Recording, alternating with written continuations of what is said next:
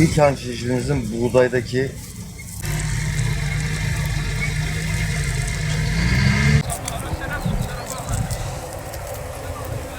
Aga yedi. Evet. Koparın mı? Hı hı.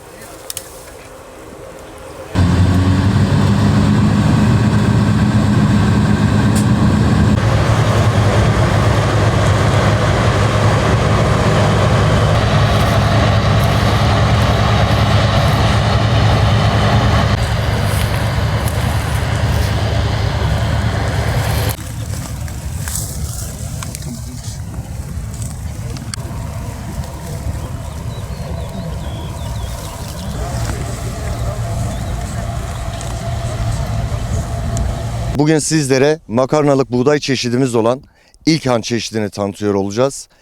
Biz Poler Tarım olarak 2021 yılında Urfa Tarımsal Araştırma ile beraber ilk han çeşidini piyasaya koymaya çalıştık ve yerli ve milli tohumumuz dediğimiz ilk han çeşidini Poler Tarım olarak yaklaşık 2 yıldır bölgemizde çiftçilerimize ektiriyoruz ve aynı zamanda üretimini gerçekleştiriyoruz.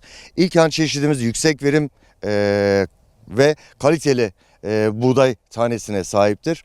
Aynı zamanda orta boylu yazlık çeşit dediğimiz makarnalık buğday çeşidimiz tabii ki bölgede çiftçiler arasında bu sert buğday diye de geçiyor.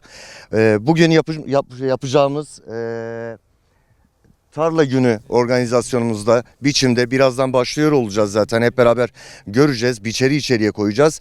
Ortalama bu tarlamızdan yaklaşık olarak 850 dekara 850 kilogramlık bir verim bekliyoruz. Şimdi zaten bölgede iki çeşit Güneydoğu olarak baktığımızda özellikle Urfa'da iki çeşit zaten buğday çeşidi ekiliyor. Bir ekmeklik dediğimiz unluk çeşitleri ekiliyor. Bir de makarnalık hem makarnaya hem bulgura ekilen çeşitleri ekiliyor. Bölgede birçok zaten çeşitler var. Bu ilk hanı bizim bölgeye sunmamızın en büyük nedenlerinden biri bu. Dışa bağımlılığı engellemek ve yerli milli tohumu biraz daha bölgemize, çiftçilerimize tanıtmak. Üretim şu yönde, az önce de bahsettiğim gibi biz Poler Tarım olarak yaklaşık 6-7 yıldır Urfa Tarımsal Araştırma ile beraber hareket ediyoruz. Sadece ilk han çeşidini almadık Urfa Tarımsal Araştırma'dan. Bununla beraber ekmeklik Polat han çeşidimizi de biz Urfa Tarımsal Araştırma ile beraber geliştirmiş olduğumuz bir çeşit. Şöyle sizler de çok iyi biliyorsunuz ki yurt dışından gelen tohumların, üretim yapılan tohumların bizler her geçen yıl yurt dışından sürekli alımını gerçekleştirip piyasaya koyuyoruz.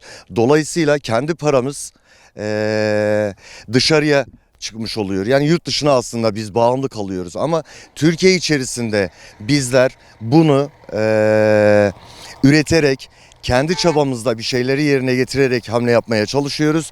O yüzden çiftçilerimize önerimiz yerli ve milli tohum. Çünkü bir tohumun bir geliştirilmesi öyle kolay olmuyor. Çünkü yaklaşık 7 yıl biz bu tohumun geliştirmesiyle ilgili arazide en ufak detayıyla ilgilenip melezlemelerimizi yaparak bunu ortaya çıkarıyoruz. Yani 7 yıl geçen bir süreçten sonra bunu piyasaya koymaya çalışıyoruz. Şu an içinde ortalama genel olarak baktığında 10 yıldır aslında piyasada, daha doğrusu bizlerin elinde olan Poler Tarım ve Urfa Tarımsal Araştırma'nın elinde olan bir çeşidimiz. Ama satış olarak baktığımızda 3 yıldır satışta diyoruz. Şimdi ortalama olarak dönüp baktığımızda Urfa'daki genel ortalama 700 ile 800 kilogram bandındadır dekar başına.